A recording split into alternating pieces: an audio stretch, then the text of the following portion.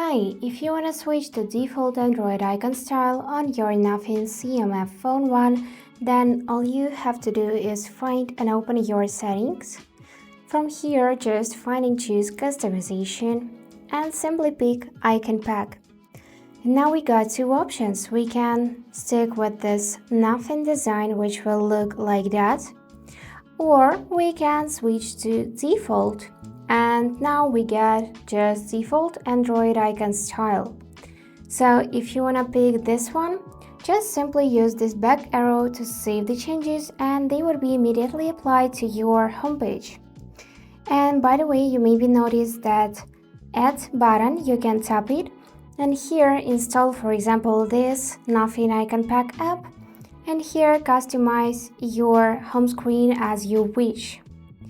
So yeah, that's basically it for today. If you enjoyed this video, please subscribe, like and comment. And I wish you all the best. Bye bye.